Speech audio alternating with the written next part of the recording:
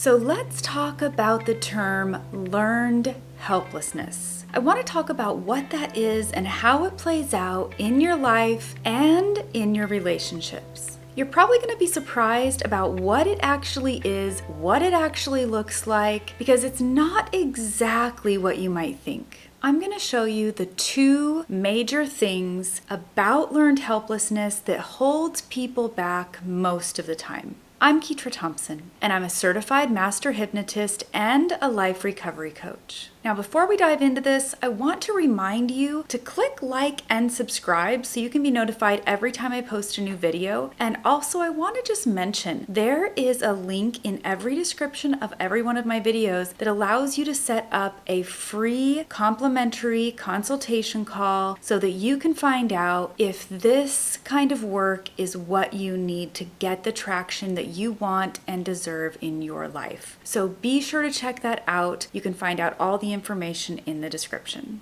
Okay, so there's been all these experiments done on rats and dogs and all kinds of things over the years where they will stimulate them, they'll shock them, they'll give them rewards for certain behaviors, or that they won't give them rewards for other behaviors. But all of that is to see whether or not they respond to certain stimulus. And without getting into all the details of those experiments, these animals were conditioned by what the past behaviors were during the experiments to believe a certain thing and then behave a certain way in the future. So in the future, if they were allowed to, hit a certain bell or get through a certain maze and they weren't stopped like they were previously, they wouldn't even try in the future because they just believed that it was hopeless. They weren't going to get a treat or a reward, or they thought they were going to be stopped, so they didn't even try again. So even though there wasn't a barrier to them achieving that reward or prize, they still didn't attempt to do that,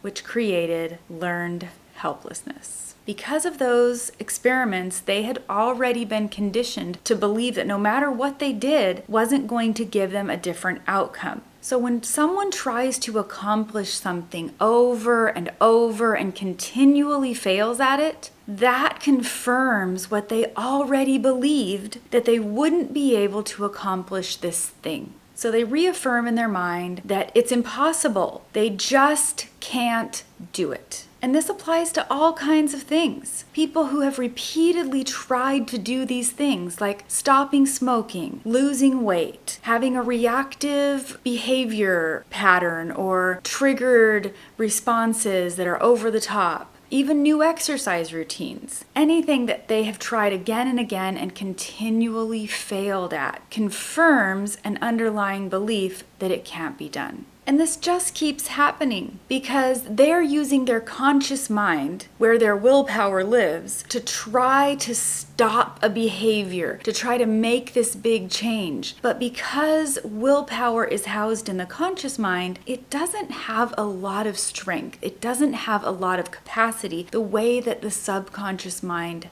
does. Now, the subconscious mind is the driver behind over 95% of everything we think, feel, and do. And it's formed primarily up to the age of 7, roundabout time frame. And so there's these core beliefs in the subconscious mind, and it's like a train driving down a track. It does not get stopped easily. So you get this little willpower that tries to stop it and make these changes, and it just doesn't happen. Mainly because there is the critical factor, which is the gatekeeper to the subconscious mind. It doesn't let that new information in. It's guarding the subconscious mind. And because it's guarding it, the willpower just keeps hitting up against the gatekeeper and just gets exhausted and worn out and believes that it just can't be done. It just can't make a permanent change because it can't get into the subconscious mind. So you can probably see how this learned helplessness just gets confirmed over and over. If you had a belief system that something couldn't be done in your subconscious mind, and then repeatedly throughout life, you keep trying to make a change that doesn't happen, you come to the natural conclusion that it can't be done, and therefore you don't even try anymore. One truth that you do need to remember, and it's not that popular, but the fact is that healing work is still work. And that's why a lot of people don't like to pursue this healing journey. But the fact is, if they realized that if you do your healing work on a subconscious level, you would get so much more traction, and it's so much more easy as compared to just trying to deal with it in your conscious mind, because the subconscious mind is what's driving the behavior in the first place. The thing about learned helplessness is that you were not born that way. You learned it. And because you learned this behavior, you can also unlearn it. So just having the willingness and the determination to change your life, that is the key ingredient that's going to get you to the place that you want to be. It's going to help you resource yourself so that you can find the most effective path to do that inner healing work. Now, it isn't easy. And so the fact is that the people who are most determined to make these changes in their life have some level of grit. They have some amount of determination inside them that says, I'm going to get the help I need to get over this, to change this behavior. And so getting out of a pattern like learned helplessness requires some level of grit and determination. The fact is that as humans, we're just not meant to do these things alone. We're not created that way. We're not wired that way. We're tribal by nature. We're meant to be in a group. If you take an animal that's a herd animal or a pack animal and you isolate them from anyone else, they're not going to survive or they're not going to thrive because they're meant to be in a group. And humans are no different. We're not just meant to be in a group as in be around other people, like just standing in the midst of massive people. We're meant to be connected to other people emotionally,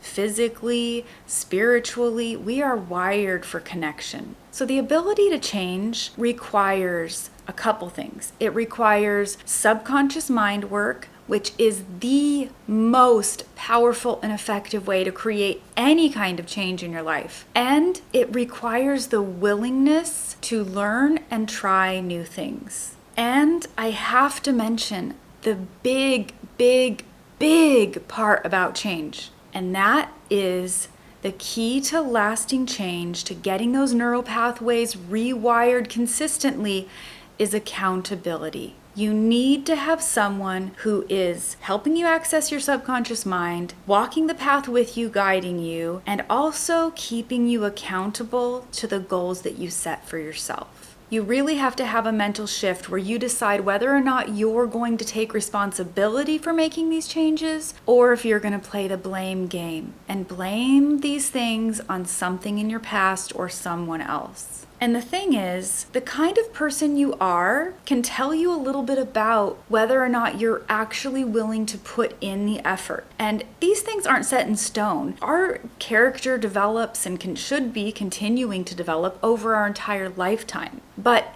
if you walk by something that you left out that you should be picking up or cleaning up, and you ignore it and wait for someone else to do it, then you're in an entitlement state of mind. You are in a place of learned helplessness, where you've been conditioned to believe that you are above this and don't need to do this task, pick up this piece of garbage, be a courteous, considerate member of society, or you've been enmeshed with a parent maybe that just did everything for you, and so you've learned this and have this belief system about something that tells you you shouldn't have to, or you can't, or you're not going to do it as well as them anyway, and so you leave things for other people. And so if you're stuck in a mode like that, you really want to do a reality check with yourself and ask yourself, what's the belief system under this? Why am I not taking the time to be fully responsible for myself and the things around me? So once you're actually just taking care of the things that you need to take care of in your life, it means you're taking responsibility for yourself. It means you're not expecting someone else to do that for you, and you're stepping out of that learned helplessness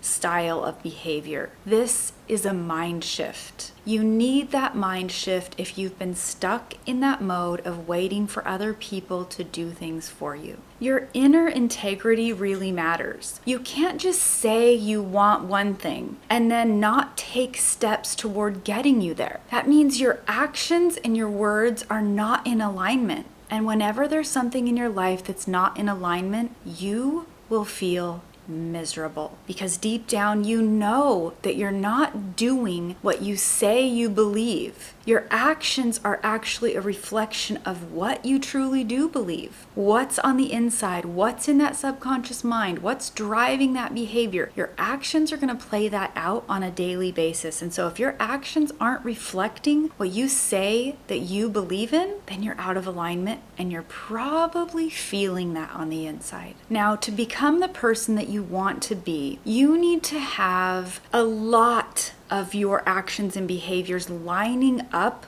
with what you say you believe and what you say you do, which means you need quantity. You need to have lots of actions that line up with what you say, so that you can confirm to your mind that you really are living out what you believe. You're not just talking the talk, but you're walking the walk. And you have to get to the point where you know that you don't have to be perfect. This isn't about becoming perfect in everything. This is about lining your life up in integrity, because perfection is never going to happen. Perfection isn't actually the goal. When we fail at something or we flounder through something, we actually learn a lot. And then if we take the time to be self-reflective, we can use those things we learned to create a new and better path forward so that we continue to grow. So getting to the place that you want is more about you having the ability and willingness to be imperfect, to stop pretending, because when there's something out of alignment, if you're saying one thing and you're doing another, you're pretending. You're saying you believe something that you're not willing to do.